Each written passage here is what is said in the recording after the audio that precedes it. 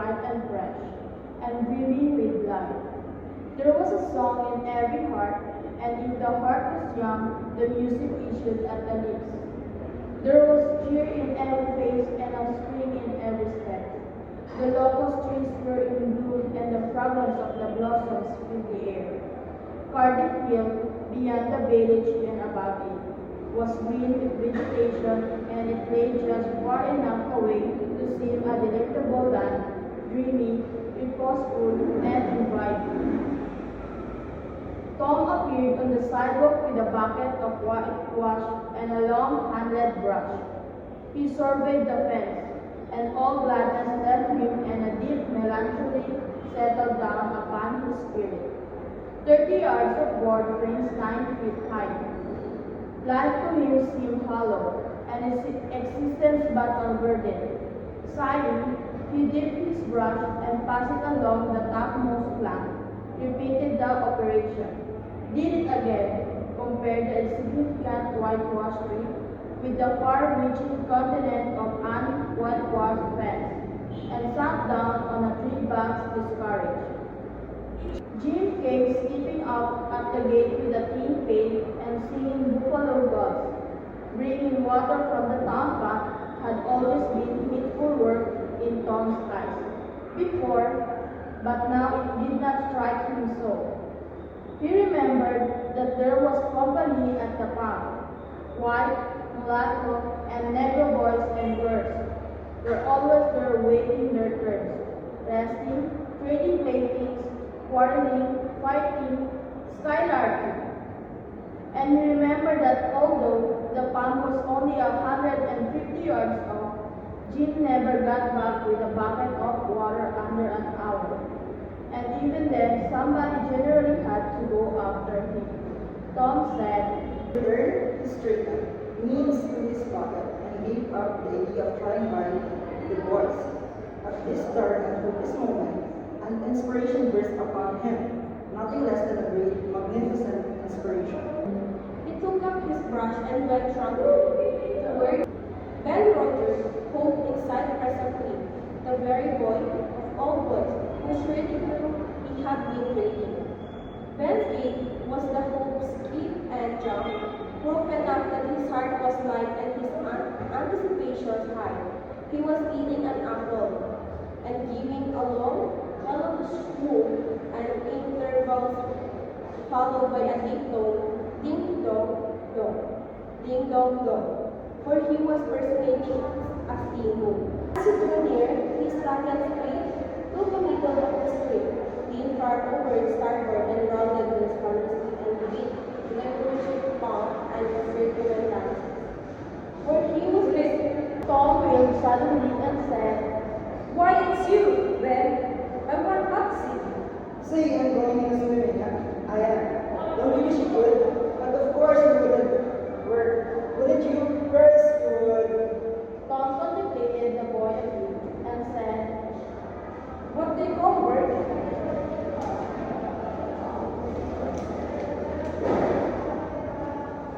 Why? Ain't that work? Tom resumed his Why? Ain't that work? Tom resumed his wait, sure not. Why? Ain't that work? Tom resumed his whitewashing and answered carelessly. Well, maybe it is, and maybe it ain't. All I know is it suits Tom Sawyer. Oh, come on. Now, you don't mean... Oh, come now. You don't mean to let that one like it. The brush continued to move. Like it? Well, I don't see why I ought to like it. Does a boy get a chance to whitewash the fence every day? That put the thing in a new light. Ben stopped nibbling his apple. Tom swept his brush playfully. By the time Ben was far up, Tom had traded the next chance to Billy Fisher for a pipe, in good repair. And when he played up, Johnny Miller bowled in for a dead rat and a string to swing it with, and so on, hour after hour. And when the middle of the afternoon came, from being a poor poverty-stricken boy in the morning, Tom was literally rolling in wealth. He had aforementioned, gold marbles, part of a jeweled scarf, a piece of blue bottle glass to look through, a school cannon, a gate that wouldn't unlock anything, a fragment of chalk, a glass topper of a decanter, a tin soldier, a couple of tadpoles, 6 firecrackers, a kitten with only one eye, a brass doorknob, a dog collar, but no dog, the handle of a knife, 4 pieces of orange peel, and a dilapidated old window sash. He had a nice, good, idle-time idle.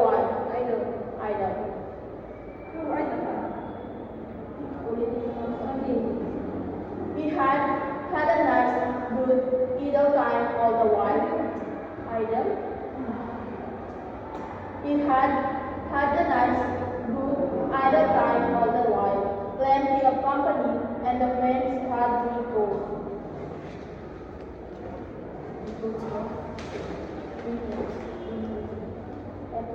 3 coats of whitewash on it. If he had run out of whitewash, he would have bankrupt.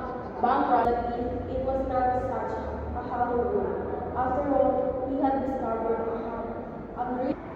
Paul said to himself that it was not such a hollow wood. After all, he had discovered a great flow of human action, without knowing it plainly, that in order to make a man or a boy couple, or a team, it is only necessary to make the team difficult to attain. If he had been a great and wise philosopher, like the writer of this book, he would now have comprehended that the word consists of whatever a body is obligated. Ano ba talaga?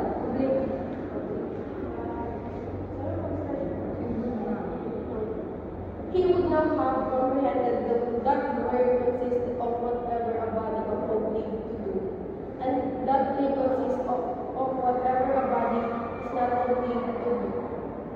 And this word not clear to understand by constructing artificial flowers or fruit growing on a treadmill is weird. While growing plant beans or climbing Mont Blanc is only a loser. There are wealthy gentlemen in England who drive, for a horse, passenger coaches, 20 or 30 miles on a daily line.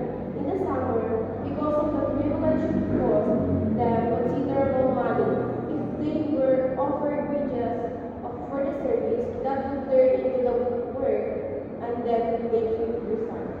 The boy mused aloud over the substantial. The boy mused aloud over the substantial change which had taken place in his worldly circumstances, and then went to work. He let go it again. Open your mouth. Well, your foot is bruised, but you're not going to die. About that, Mary, get me a silk thread, and jumped of far out of the kitchen. Tom said, "Oh, please, Auntie, don't pull it out. It don't hurt anymore. I will never steer if it does. Please don't, Auntie. I don't want to stay home from school." So, was because you thought you'd get to stay home from school and go a fishing? Tom, I love you so, and you seem to try every way you can to break my old heart with your outrageousness. Tom Hill, the romantic outcast. Hello, Huckleberry. Hello yourself, and see how you like it. What's that you got? That drug, Let me see him, Huck. He's pretty stiff. Where'd you get it? bought him off in a boy. What did you give? I gave a blue ticket and a bladder that I got. I gave a blue ticket and a bladder that I got at this flower house. Where'd you get the blue ticket? Bought it off from Ben Robbins 2 weeks ago for a hot steak. Hope stick. 3-2. Bought it off and Ben Robbins 2 weeks ago for Or it often Ben Rogers. often. Often. Bought it often Ben Robbins 2 weeks ago for a hoop steak. Say, what is that cat's good for, Huck? Good for your what's good. No! Is that so? I know something that's better. I bet you don't. What is it? Why, spunk water. Spunk water? I wouldn't give a darn for spunk water. You would, wouldn't you? Do you ever try it? No! I hate, but Bob Tanner did. Who told you so? Why? The old Jeff's father and Thatcher. Thatcher. Thatcher. Why? He told Jeff Thatcher, and Jeff told John Baker, and John told Jim Hollis, and Jim told Ben Elders, and Ben told Nigger, and the nigger told me. There now. Well, what of it? They all are lying. This place, all but the nigger. I don't know him, but I never see a nigger that wouldn't lie. Shucks! Now you tell me how Bob Turner done it, huh? Why? He took and dipped in his hand in the rotten stump, where the rainwater was. In the daytime? Certainly. With his face to the stump? Yes, at least I reckon so. Did he say anything? I don't know what he did. I don't know. Aha! Talk about trying to cure warts with spunk water such a blameful way as that. Why? That ain't a going to do any good.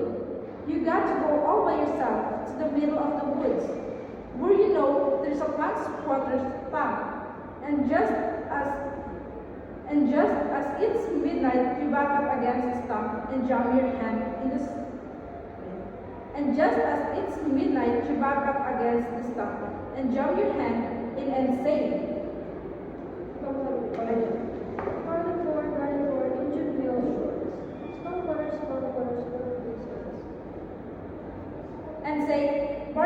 barley corn, Indian meal shorts. Spunk water, swallow these words. And then walk away quick, 11 steps, with your eyes shut. And then turn around 3 times and walk home without speaking to anybody. Because if you speak, the charm's busted. Well, that sounds like a good way, but ain't that about that? No, sir. You can bet he didn't. Because he's the worthiest boy in this town. And he would have a wart on him if he'd know how to work spunk water. I've took off thousands of warts of my hands that way. I played with frogs so much that I've always got considerable many warts. Sometimes I take them off with a bean. Yes, bean's good. I've done that. Have you? What's your way? It took and split the bean and cut the wort. It ate and split the bean and cut the wort so as to get some blood. And then he put the blood on one piece of the bean and dig a hole and bury it. About midnight one day, crossword of the dark of the moon. And then you burn up the rest of the bean. You see that piece that got the blood in it, it will keep drawing and drawing, trying to touch the other piece to it. And so that helps the blood to draw out the wort. And pretty soon, up she comes. Yes, that's it, huh? That's it. It's better. That's the way Joe Harper does.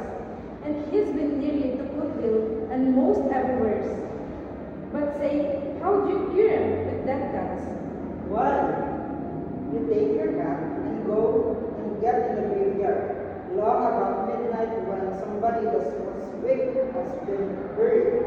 And when it's midnight, a devil will come, or maybe 2 or 3. But you can't see them.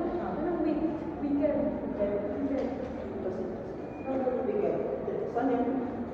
Para dito may spaghetti mas may balik. 3, 2, 1. Why? You take your cat and go and get in the graveyard long about midnight when somebody that was wicked has been buried. And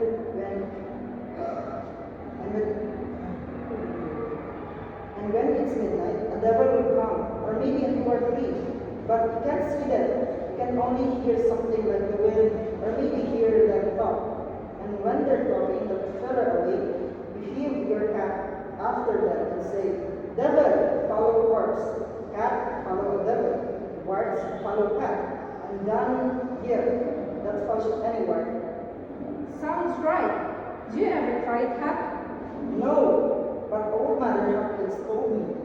Well, I reckon it so. Then, because they say she's a witch. Say why?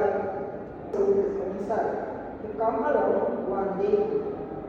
He come Come along one day and he sees that She she's a come witch. along one day and he see she was bewitching him. So he took up a rap and if she hadn't touched, he got her. Well, that's very night when he rode often a shed that very night he rode often a shed where he was laying drunk and broke his heart. Why? That's awful. How did he know she was bewitching him? Lord, Pop can tell. Easy.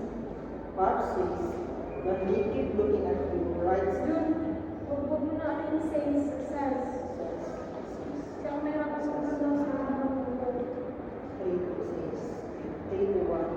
Lord, Pop can tell. Easy. Pop says, when they keep looking at you, right, Stevie, they are witching, especially if they mumble. Because when they mumble, they say the Lord bring backwards. Say happy when you're going to try the cat. Tonight, I reckon they come after the. Tonight, I reckon they come after old Miss William tonight. But they buried him Saturday. Didn't they get him Saturday night? Why? How you talk? How could their charms work till midnight? And then it's Sundays. Devil don't rush around much of a Sunday. I don't reckon. I never thought of that. That's all. Let me go with you. Of course, if you weren't afraid. Like me. Will you meow? Yes, and you meow back. If you get a chance, last. Yes. Yes, and you meow back. If you get a chance. Last time, you kept me meowing around till old days. When throwing rocks at me and says, "Darn that cat." And Darn so- that cat. Darn that cat. Wait. And says, "Darn that cat." And so I have a brick through his window. But don't do that. I won. I couldn't meow that night because Auntie was watching me. But I meow this time. Say, what's that? Nothing but a flick. Where'd you get it? Out in the woods. What do you take? What do you take for him? I don't know. I don't want to solve it. Alright. It's a mighty small tip anyway. Oh, anybody can run a flick down. But don't go along with that. I'm satisfied with it. It's good enough flick for me. Shoo! There's stick aplenty. I could have 1,000 of them if I wanted to. Well, why don't you? Because you know mighty well you can. This is a pretty thing. I reckon it's the first one I've seen. Say, ha! I'll give you my tooth for him. Let's see it. Tom got out a piece of paper and carefully unrolled it. Huckleberry reviewed it peacefully. The temptation was very strong. At last he said, Is it genuine? Tom lifted his lip and showed the vacancy. Tom lifted his lip and showed the vacancy. His lip and showed the vacancy, Well, alright. said Huckleberry. It's a trade. Tom enclosed the thing in the purple shell-cap box that had lately been the pinch box prison, and the boys separated, each feeling wealthier than before. When Tom reached the little isolated frame schoolhouse, his shoulders isolated. It should be Brixton.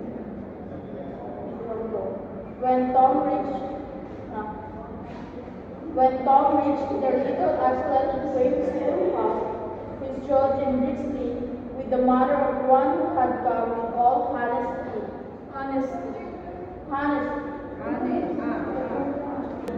He hung his hat on a peg and flung himself into his seat with business-like alacrity. The master, thrown on high in his rich deep-bottomed armchair, was dusty, lulled by the drowsy hum of study, the nerves, and let this be a warning to you. Ano po tayo po? Theater. The theater that rippled around the room appeared to abash the boy, but in reality that result was caused rather more by his worshipful awe of his unknown idol and the great pleasure that lay in his high good fortune. He sat down upon the end of the pine bench, and the girl He sat down upon the end of the pine bench, and the girl hitched herself away from him. He sat down upon the end of the pine bench, and the girl reached herself away from him with a toss of her head, nudges and winks and whispers traversed the room. But Tom sat still, with his arms upon the long, low desk before him, and simply studying his book. By and by attention ceased from him, and the accustomed school murmur rose upon his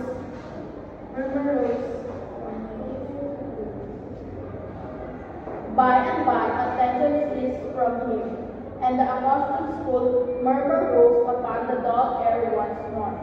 Presently, the boy began to steal furtive glances at the girl. She observed it, made a mouth at him, and gave him the back of her head for the space of a minute. When she cautiously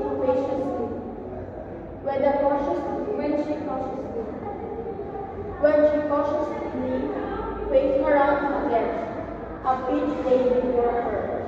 She thrust it away. Tom gently pulled it back. She thrust it away again, but with less animosity. Tom patiently returned it to its place. Then she let it remain. Tom swallowed it on his plate, began to draw something on the stick, hiding his work with his left hand.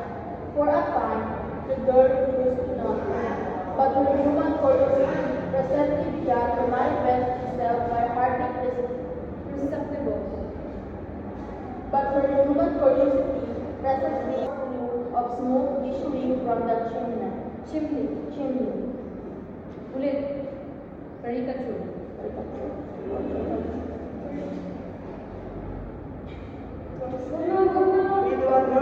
Tom partly uncovered a dismal caricature of a house with two gabled ends to it and a scorched of smoke issuing from the chimney.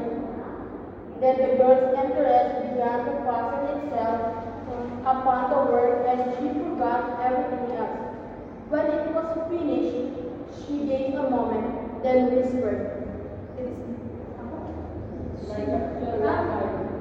It's nice. The artist erected a man in the front yard that resembled a derrick. He could have stepped over the house, but the girl was not hypercritical.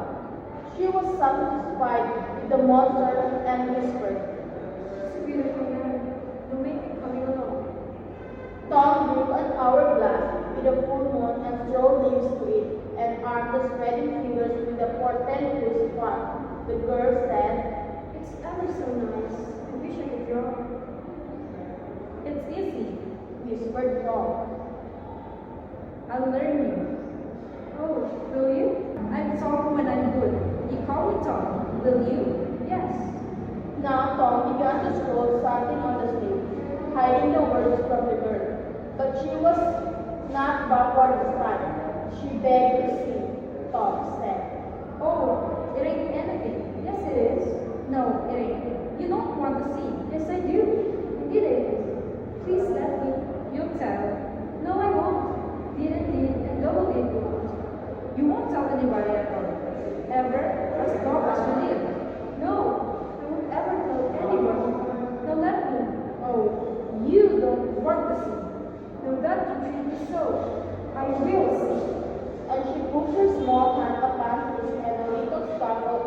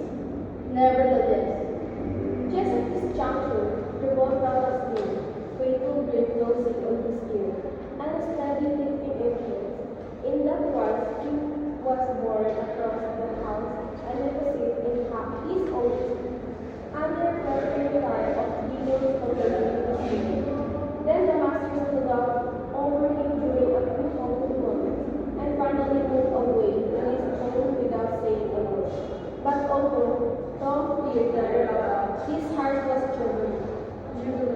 Johannes effort to study, but Sermon within him was eager. In turn, he took his place in the reading class and made a bunch of tea. Then in the group geography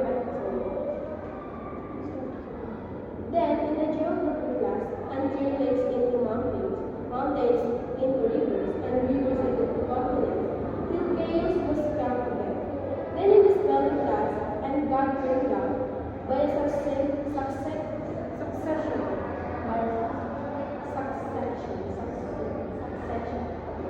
Then in the spelling class, and God turned out by a succession of pure baby words, till he brought out the food and yielded up the older method, which he had learned with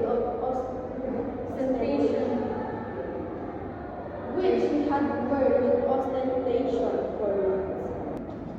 Tom's mind was made up now. He was gloomy and desperate. He was forsaken, friendless, gone. He said, nobody loved him. When they found out what they had driven him to, perhaps they would be sorry, and try to do right and get along. But they would not let him, since nothing would do them, but to be rid of him. Let them blame him for the consequences. Why should it be? Was right? What I had friendless of contain. Yes, they had forced him to them at last. He would lead a life of crime. There was no choice. By this time, he was pardoned in the wind, and the belfers spoke to David out, tinkled gravely upon his ear. He saw. Now, to think he should never hear that old familiar sound anymore. It was never hear that old familiar sound anymore. It was very hard, but it was forced on him, since he was driven out in the world. He must submit, but he forgave them. Then the sobs came thick and fast. Just at this point, he met his soul's former comrade, Joe Harper, hard-eyed, and with evidently a great and dismal purpose in his heart, claiming here were two souls with but a single thought. Wiping his eyes with his sleeve, began to blabber on something about a resolution to escape from hard usage and lack of sympathy at home by roaming abroad in the great world never to return, and ended by hoping that Joe would not forget him.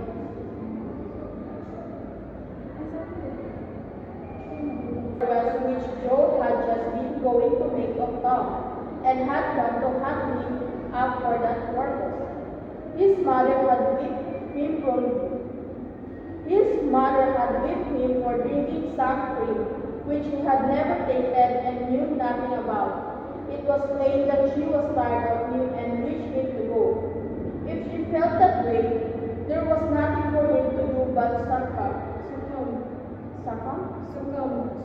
There was nothing for him to do but succumb.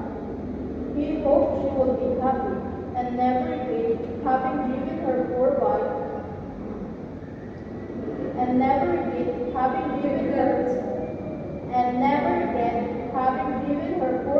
out into the unfeeling world to suffer and die.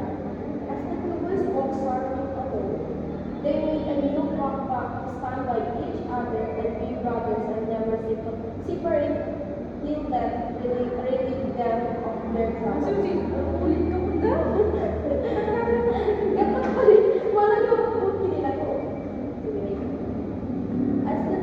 As the troopers walked sorrowfully alone, they made a new compact to stand by each other and be brothers and never separate till death relieved them of their troubles. Then they began to lay their plans. Joey was for being a hermit and living on trust in a remote camp, and that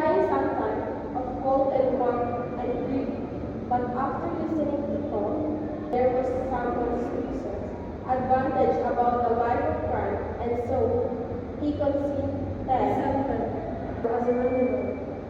It was not inhabited. It lay far over toward the further shore, abreast the dense and almost wholly unpeopled forest.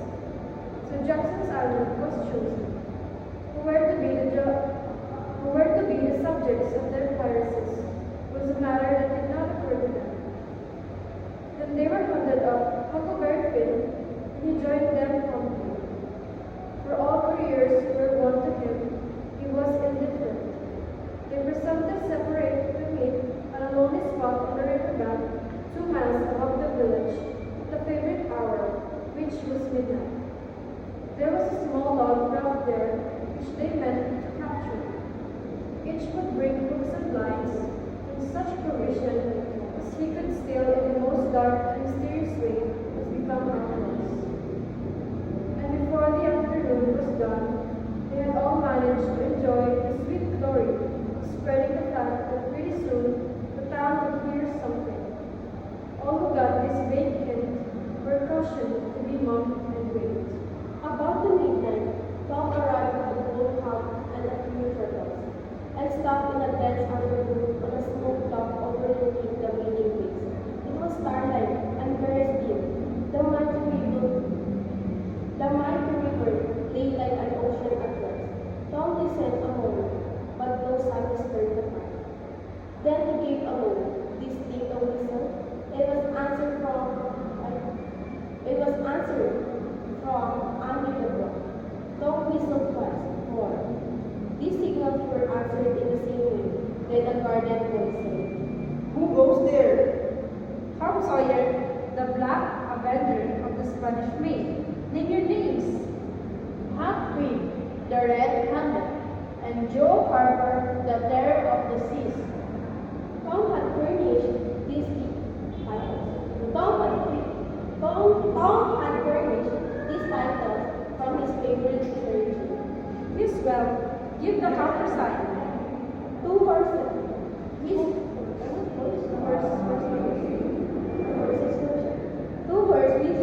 Two words whispered delivered the same awful word. Simultaneously, what? 2 words whispered delivered the same awful word simultaneously to the brooding night. Love! Then Tom tumbled his hand over the block and let himself down halfway, tearing both skin and clothes to stop us and in the effort. There was an easy, comfortable path along the shore under the block, but it lacked the advantage of deeper footing and dangers of running the highway. The Terror of the Seas had brought the sight of Baker, and had about worn himself out and getting in there. The Terror of the Seas had brought the sight of Baker, and had burned himself out getting in there.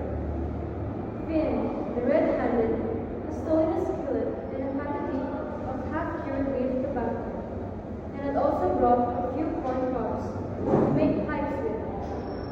But none of the pirates smoked or chewed it but himself. The Black Avenger of the Spanish Main said it would never do to start without some fire. That was a wise thought. Matches were hardly known there in that day. They saw a fire smoldering upon a great raft 100 yards above. And they went stealthily thither and helped themselves to a chunk. They made an imposing adventure of it, saying, "Hist!"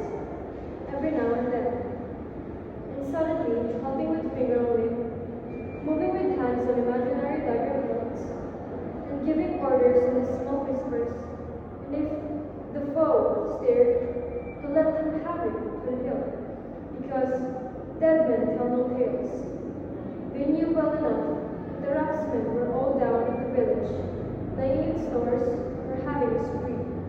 But still, it was no excuse for their conducting this thing in an unhierarchical way. They showed up. Presently, Tom in command, Hack at the after oar, and Joe at the forward. Tom stood up.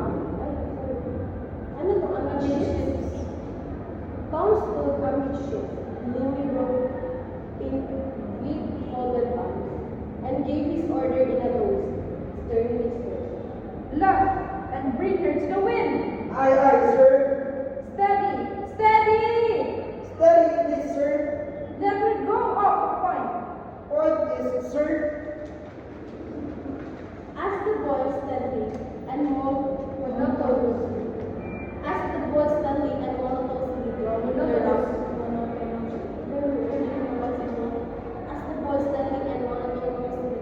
drove the raft, toward midstream, it was no doubt understood that these orders were given only for staff and were not intended to mean anything in particular.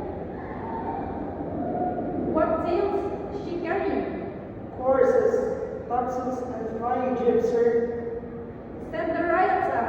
Lay out aloft. There, half a dozen of fourth of masts. Huh?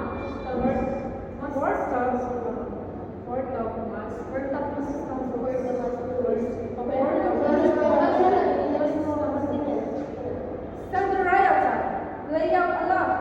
There, half a dozen of fourth of mastons.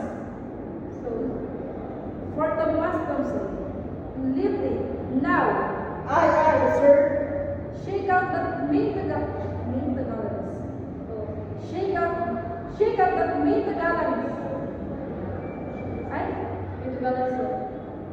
Shake out that main gallants, ships and braces. Now, my heart is Aye, aye, sir. hellily hard apart. Stand by to meet her when she comes. Port, now, men, with a wheel steady. Steady it is, sir. The raft drew beyond the middle of the river. The boys pointed her head right, and then lay on their oars. The river was not high, so there was not more than a 2 or 3 mile current. Hardly a word was said during the next 3/4 of an hour. Now the raft was passing before the distant stop. 2 or 3 glimmering lights showed where it lay, peacefully sleeping beyond the bank. Peacefully sleeping beyond the great vast lake of star-lit water, unconscious of the tremendous event that was happening. The black officer stood still with folded arms, looking his last upon the scene of his former joys and his later sufferings, and wishing she could see him now, abroad on the wild sea, facing peril and death with dauntless heart, going to his doom with a grim smile on his lips. It was but a small strain on his imagination to remove Jackson's Island beyond eyesight of the village. And so he looked at his last with a broken and satisfied heart. The other pirates were looking their last too, and they all looked so long that they came near letting the current lift them out of the range of the island. But they discovered the danger in time and made shift to avert it. About 2 o'clock in the morning, the raft grounded on the bar 200 yards above the head of the island, and they waded back and forth until they had landed their prey. Part of the little raft's belongings consisted of an old sail, and this sail spread over a loop in the bushes for a tent to shelter their provisions. But they themselves would sleep in the open air in good weather as became outlaws. They filled the car against the side of a great log and they were dirty step within the somber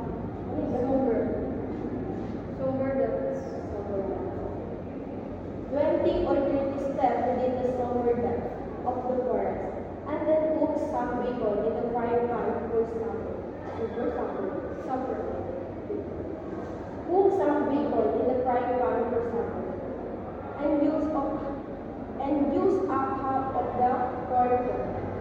Stanley had cooked. It seemed glorious sport to be practicing in the wild, freeway in the virgin forest of an unexplored and uninhabited island. Far from the hands of men and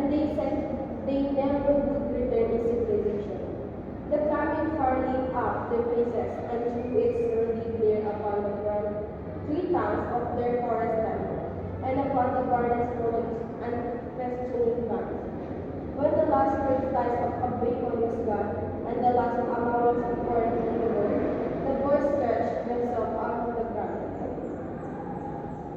The boys stretched themselves out on the grass, filled with contentment. They could have found a cooler place, but they would not deny themselves such a romantic future as the roasting walked by. Ain't that gay? It's nuts. What would the boys say if they could see us? Say, look.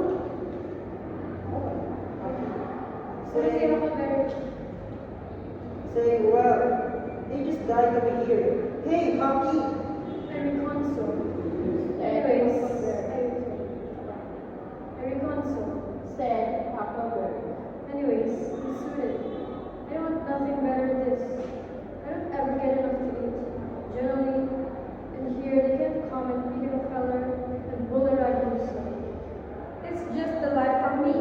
Said, oh, You don't have to get up mornings and you don't have to go to school and wash and all the blame foolishness. You see, a pirate don't have to do anything, Joe. When he's ashore, but a hermit, he has to be praying considerable, and then he don't have any fire. Anyway, all by himself the plane. Oh yes, that's true. said Joe. But I hadn't thought about it. You know, I got a good deal rather to be a pirate. Now that I've tried it. You see, Said Tom.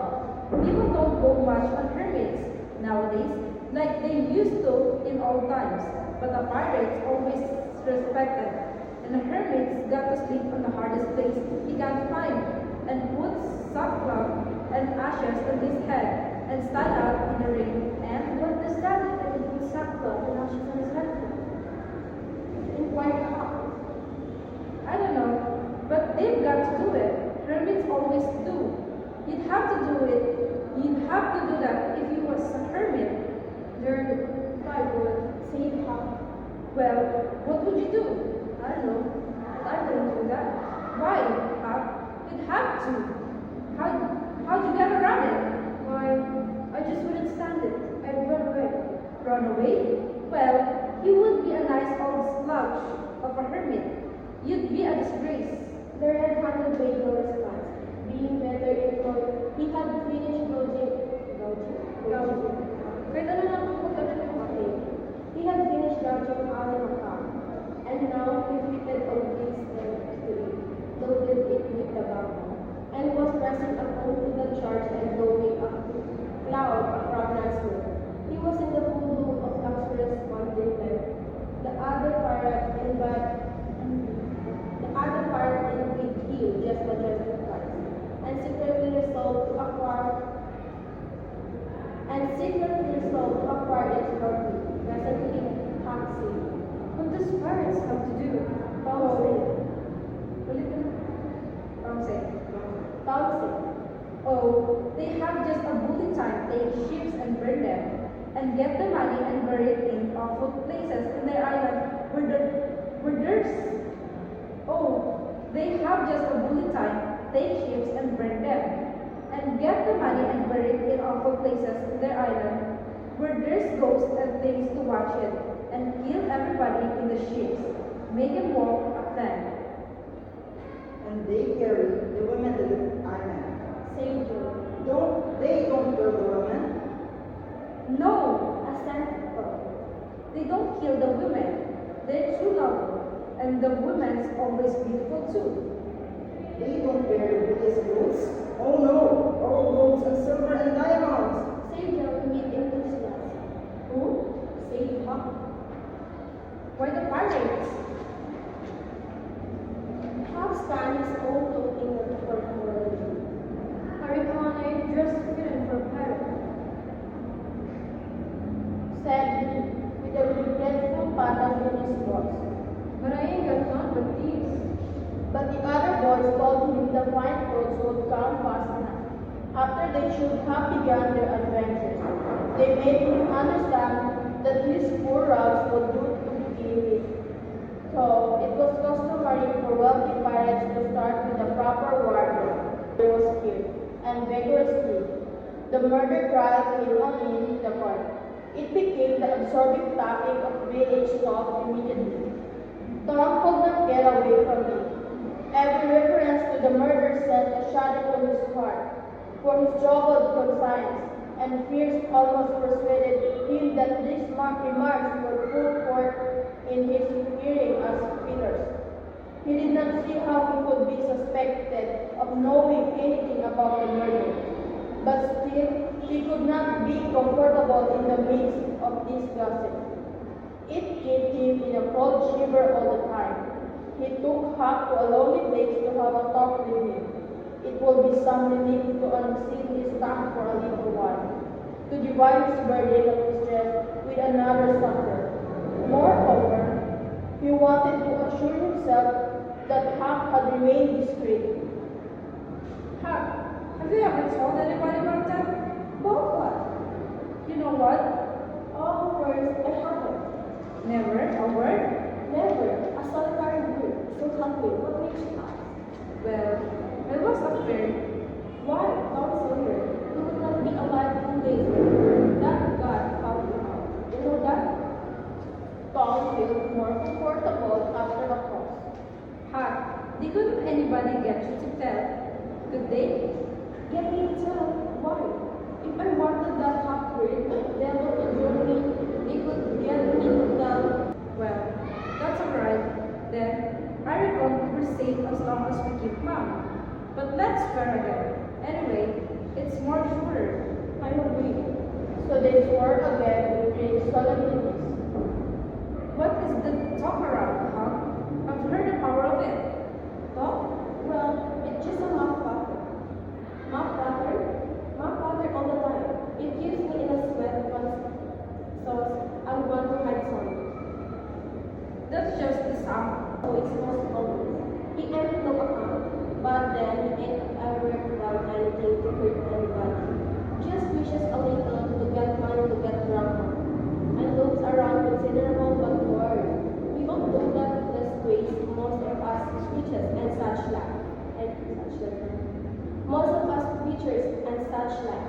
But this kind of good, he gave me half a fish once, when there weren't enough for two. And lots of time he's kind of stood by me when I was out of luck. Well, he's mended guides for me, Huck. And needed books on in my life. I wish we could get him out of there. Man, we could not get him out. Tom, and besides, ano to? Oh, good na? Okay. Couldn't do any good. They'd catch him again. Yes, so they would. But I hate to hear him abuse. Yes, so they would.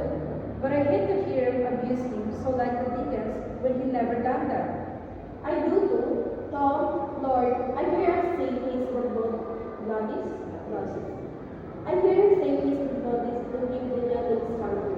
And they wonder he was ever hung before. Yes, they talk like that all the time.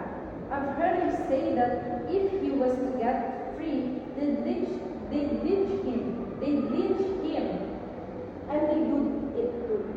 The boys had a long talk, but it brought them little comfort.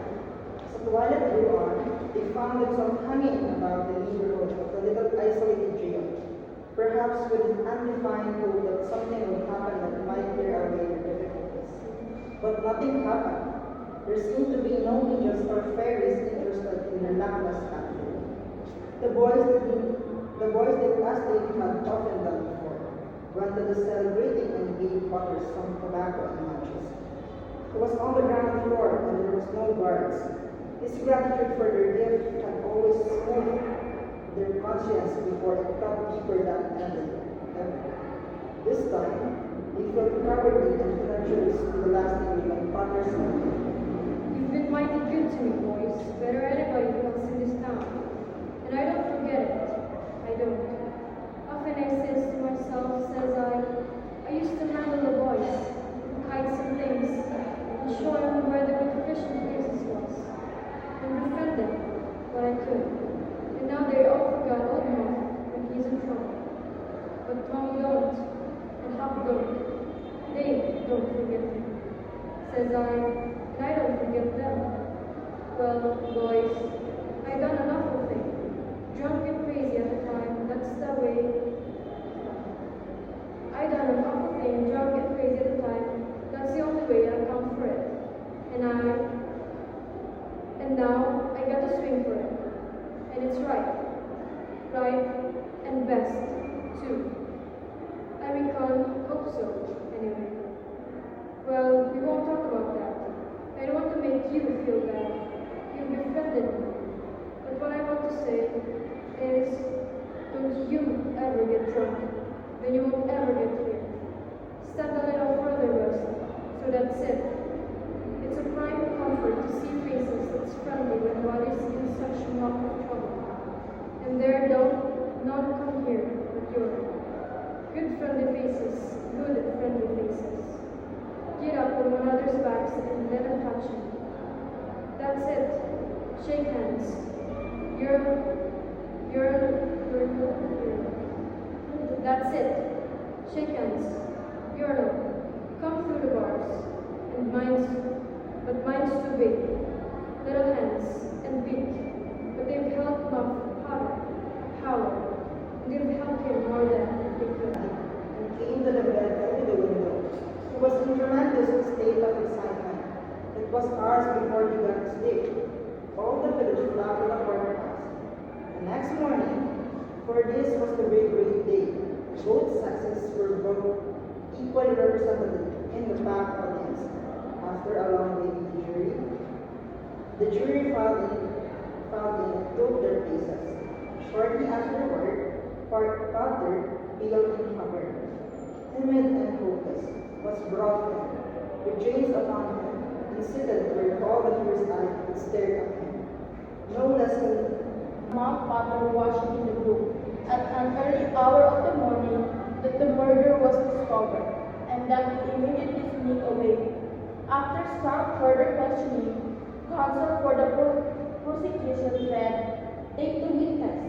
the prisoner raised his eyes for a moment, but dropped them again when his counsel said, I have no questions to ask. the next witness proved the finding of the knife near the corpse. Counsel for the prosecution said, Take the witness. I have no question to ask you. Father Stover said. third witness swore he had often seen the knife in Father's possession. Take the witness. Counsel for Father declined a question him. The faces of the audience began to radiate annoyance. Did this attorney make you throw away his client's life without an effort? Several witnesses deposed concerning Father's guilty behavior when brought to the scene of the murder. They were allowed to leave the stand without being cross-questioned.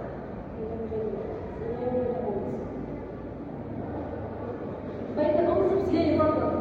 Counsel for the prosecution now say, Sabi ko, 3 to 1, counsel for sabi na sir. Counsel for the prosecution now said, By the oath of citizen whose simple word is about suspicion, we have fastened this awful crime beyond all possibility of question upon the unhappy prisoner at the bar, whereas our place is here.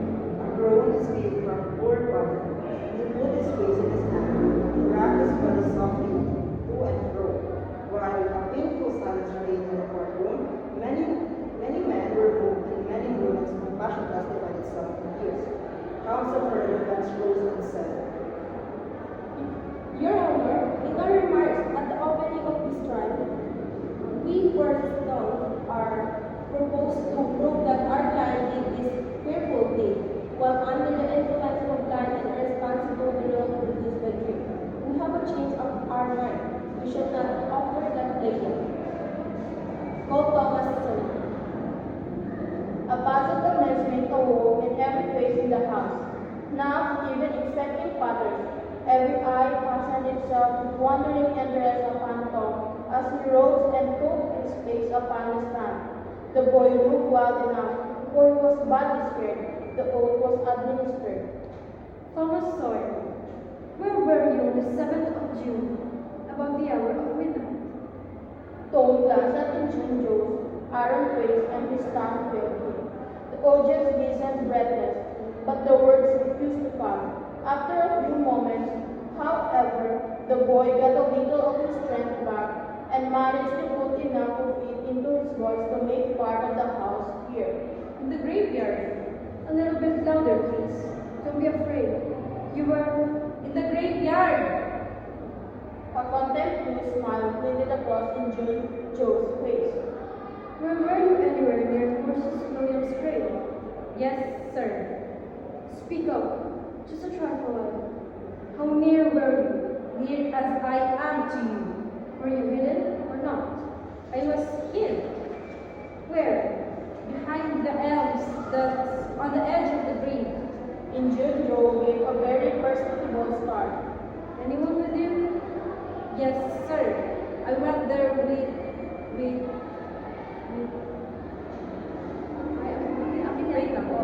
wait lang. Yes, sir. I went there with Wait a moment. Never mind mentioning your companion's name. We will produce him at the proper time. Did you carry anything there with you? Tom hesitated and looked confused. Speak out, my boy. Don't be diffident. The truth is always respectable. What did you take there? only a dead cat. There was a ripple of mirth, which the court checked. We will produce the skeleton of that cat. Now, my boy, tell us everything that occurred. Tell it in your own way. Don't skip anything, and don't be afraid. Tom began, hesitatingly at first, but as he warmed to his subject, his words flowed more and more easily. In a little while, every sound ceased but his own voice. Every eye fixed itself upon him. With parted lips and bated breath, the audience hung upon his words, taking no note of time, wrapped in the ghastly fascinations of the tale. The strain upon pent emotion reached its climax when the voice said, And as the doctor fetched the board around and Muff Potter fell, Indian Joe jumped with the his way through all officers and was gone.